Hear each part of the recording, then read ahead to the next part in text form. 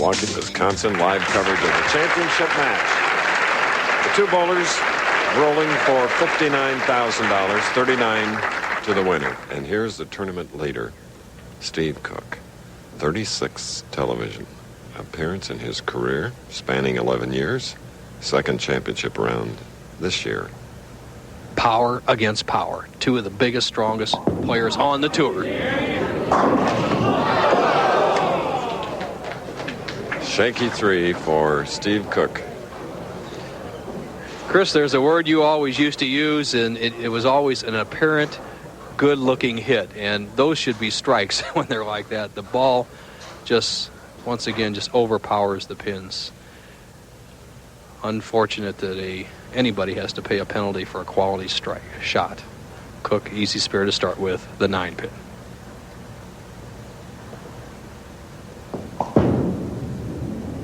Look at the bend in the arc on that shot. Steve Cook of Roseville, California, father of 3, Stacy, Jill, and Kristen, 4 months old.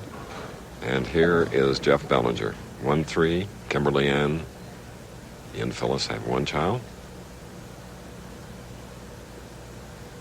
He used to be nicknamed Boon Ball Bellinger because of his tremendous hook. He's cut it down some, but it's still a big, powerful ball.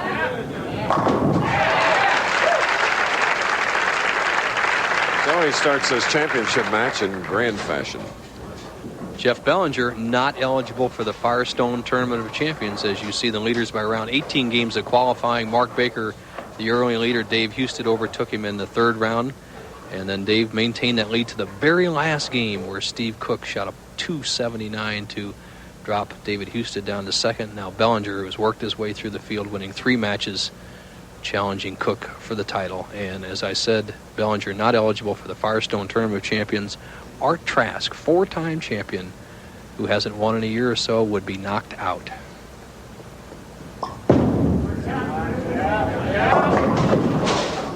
And here now we have a 3, 6, 9, 10 for Bellinger. We recall how Bob Benoit took the 3, 6, 9, 10 and tried to go across lane to make it. I'm not saying it's more difficult to go across lane, but I think it's one of the exceptions to the spare rules. I think Bellinger should play this ball down the right side around the first arrow. It increases his percentage of making this spare, even though it's more choppable that way. The ball rolls smoother, and you carry out the back 8-pin. Let's see the angle he takes.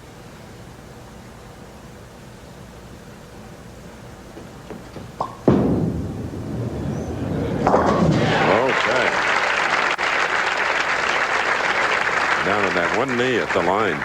Well, he wanted to make sure he carried out the 9. He had the 3-6 covered perfectly, but the key is the 9-pin. Perfect shot for Bellinger to start. This left-hander won 4 titles in 1986, including the United States Open in Venice, Florida. He's had a fine record in the past from the top spot from where he's bowling today.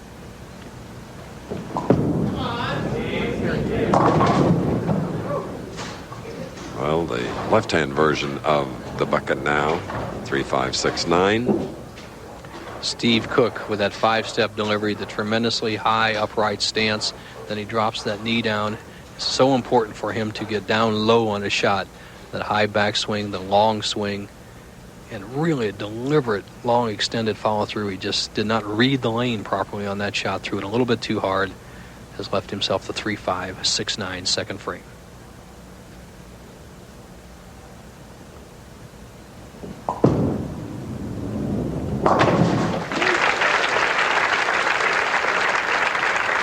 Steve can get the crowd going as he did last night when he starts stringing them, because he'll run them out, move around a lot with those big steps that he has.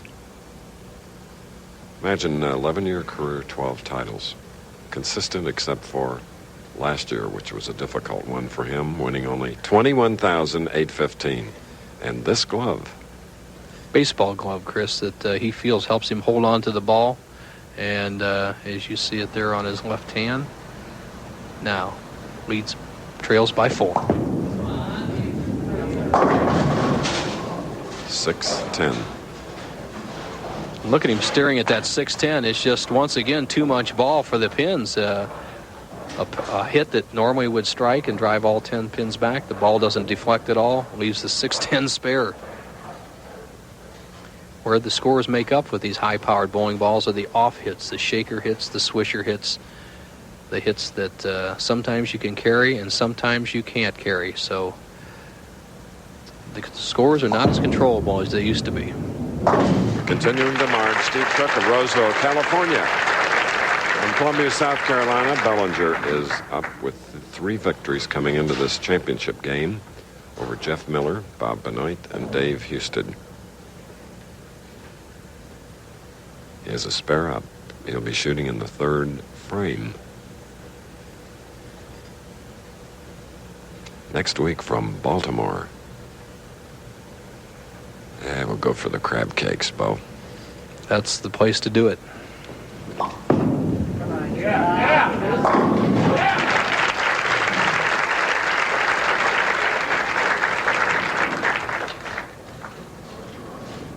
Well, Bellinger has been obviously the most consistent of the 5 players out there today. He's never really gotten in a lot of trouble, and nobody's really challenged Bellinger, as each opponent has just struggled, not what we call lined up on either one of the championship pair lanes. And with this match game style, Bellinger, maintaining his composure and concentration, has been able to defeat 3 opponents. He now has a 6-pin lead over tournament leader Steve Cook. Making his best finish here in Milwaukee, 5th in 86, 5th in 85, 13th in last year. Come on, Jeff, one more time! Another 10 on the left lane. Jeff Bellinger actually controlled that ball a little bit. He's a free-swinging bowler, and I think with victory not necessarily in sight because there's still 7 frames left in the game, he kind of aimed that shot a little bit, didn't get the lift he needed on the ball to carry out the 10, and has left what we call the half 10, needs this to maintain his 6-pin lead. Tight battle for the total of $59,000 live here at Red Carpet Lane. Okay. $1,000 tournament, 39 to the winner, 20 to the runner-up. Steve Cook, the tournament leader, has been waiting all this time as we look at his very pretty wife, Candy. Candy and Tammy. Candy married to Steve Cook.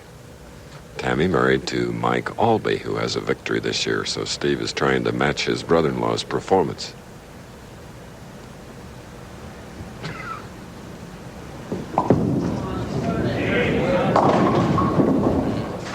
Three, 5, 6. A quizzical look on his face. He says, I put a lot on that ball and it didn't hook very much. The 3, 5, 6, Chris, as you said. Cook, a fairly good spare shooter, or you don't become a pro champion, but really a strike bowler, has made the first 3 difficult spares he's had. The 9-pin, the 3, 5, 6, 9, the 6, 10 in the 3rd frame, and now the 3, 5, 6 here in the 4th.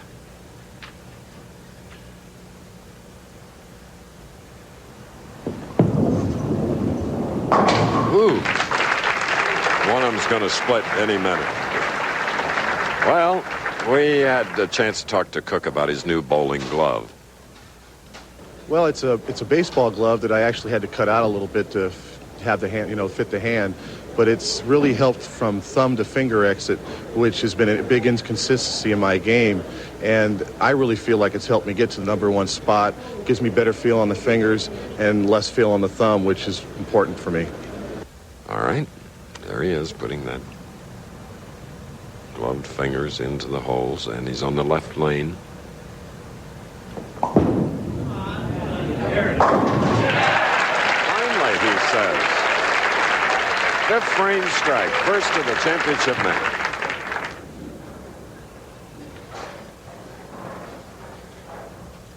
Bellinger, as I mentioned in the 4th frame, when he had a chance to double and take a 19-pin lead, kind of babied the ball or kept it in play. And as our statistician Palmer Falgren mentioned in the little commercial break, is that might not be a bad idea. When the scores are not high, you don't want to defeat yourself. Keep the ball in play. If a player gets ahead of you, by all means, reach back for a little extra. But why beat yourself? Could be a smart move by Bellinger. Leaving a 10-pin. And, of course, Palmer Falgren, the man that won a tournament on television this year. And averaged 210 this week, but that wasn't enough to get the check, as the scores were once again pretty high on the Pro Bowlers Tour. But there's that protective shot we were talking about. He didn't put all the lift he can put on the ball. That cuts down the rotation a little bit, but doesn't make it as susceptible to sharp breaks or big skids on the lane. Now, he needs a spare to maintain an 8-pin lead through 5. Starting from way left, weaving even more as he went to the line. Jeff Bellinger with a spare in the 5th. And immediately following us, it will be Wide World of Sports for the International Boxing Federation Junior Lightweight Championship. Veteran Rocky Lockridge against Harold Knight, and a report on the U.S. Amateur Boxing Championships. The U.S. Amateur Boxing Championship, Chris, you being one of the most knowledgeable boxing persons I know, can the Americans rebound back and have really a good Olympic team in Seoul, Korea? I think they have too many young prospects because it's so near to Seoul, Korea. Kelsey Banks, a possibility. Yet he's had his problems this year. And of course, if Cuba does compete in the Summer Olympic Games, it's adios. See you later. As you look at the reaction of Jeff Bellinger as he nails this down, he likes it. He can smell victory. He's had every ball around the pocket except the one in the 2nd frame. Now, the key for Steve Cook is the right-hand lane. He's been light in the pocket both times. He needs this strike to take the lead. See if he can make the adjustment.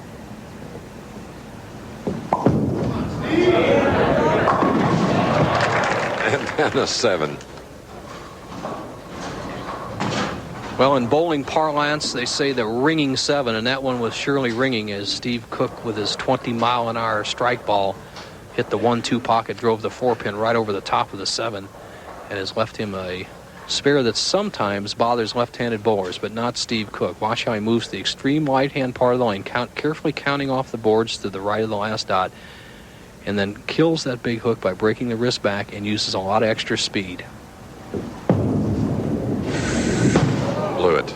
See, I talked him right into that. What a My bad break. goodness. You know what? He threw a hook ball in that spare, and I've watched him all week long. He's been using a different ball, and as you see him, he just knows it's gone when he lets go of it.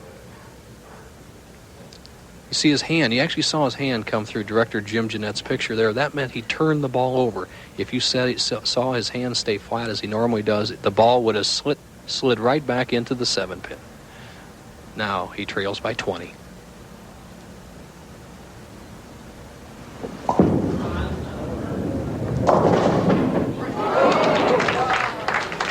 Seven pin on the left lane. Well, let's see what Steve Cook has learned by his last previous miss of the 7-pin. The extreme outside line of Steve Cook out by the 2nd board. And now he's switched balls, Chris. This is what he did all week long. He took a ball that he knows will not hook at all, and he's going for the 7-pin with this shot. I'm sure he'll make it, and he'll wish he had done this in the 6th frame.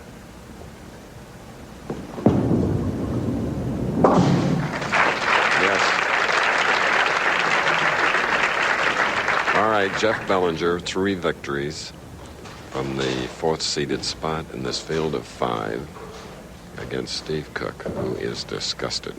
If he had a pin, I think he could break it in half. No doubt.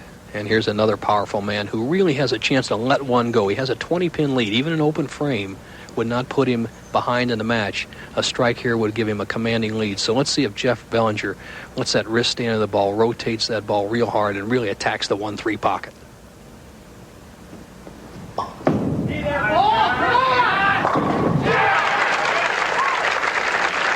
Double for Bellinger.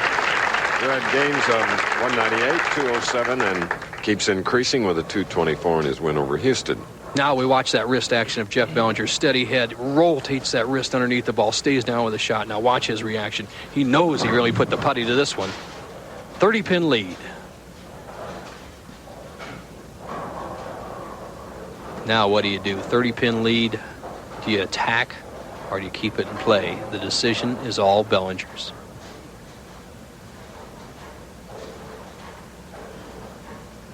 Great crowd here. Morton Luby Jr., recent Hall of Famer, looking on. Jeff steps away once again. Speaking of ABC Hall of Famers, congratulate Barry Asher and Mike McGrath, two of the greatest pros of all time, who will be inducted along with John Jowdy into the PBA Hall of Fame at the Firestone Tournament of Champions. Now Bellinger, 30-pin lead, 2 strikes up, can extend to 40, 8th frame. All deserving nominees.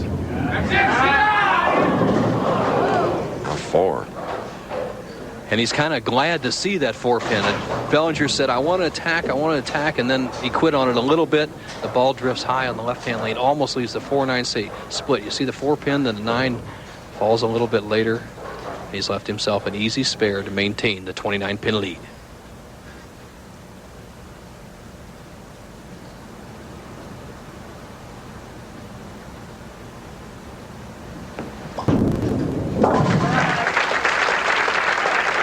Taxing afternoon for Jeff Bellinger in his 4th match, whereas the tournament leader, sometimes to the good and sometimes not so, Steve Cook, is having his problems here today with a strike up now in the 7th.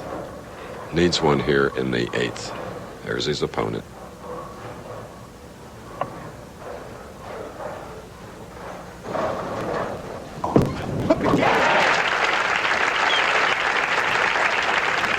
I'm sure that the ball, listen to him, is a very determined Steve Cook has come up to the biggest frame for him all week long. If he does not strike here, he makes it almost impossible to win the match. If he does, he has a possible 209 game, Bellinger going at a 208 pace. So a must shot for Steve Cook, 9th frame.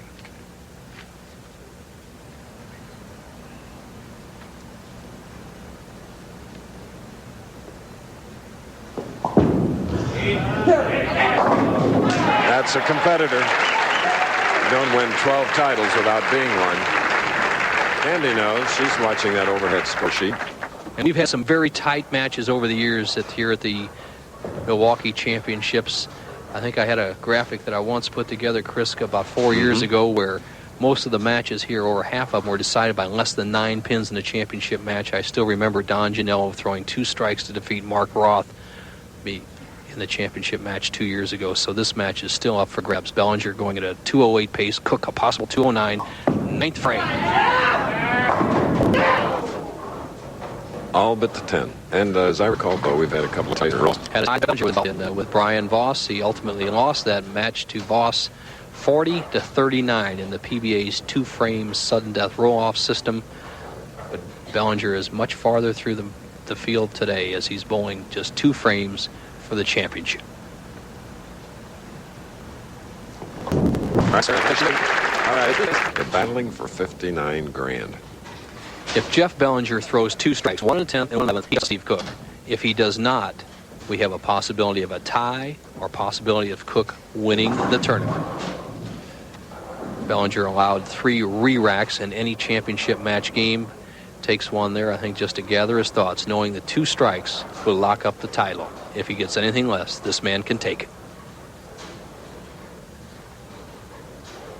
Looks away. And Bellinger bowls away. Come on, jump! High hit. 3-6.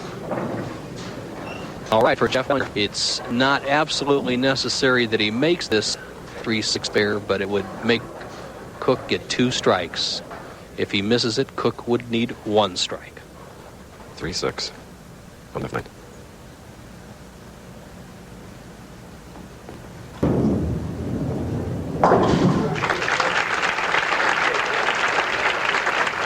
Cook really pumped it out.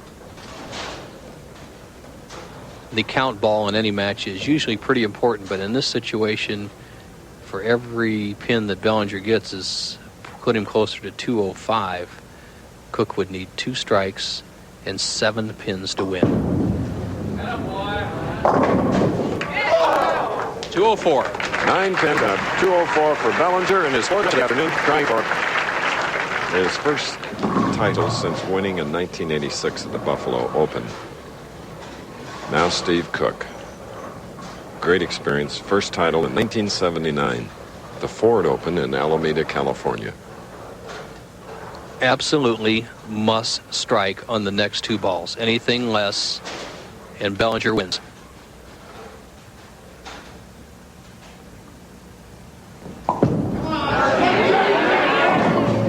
That's it.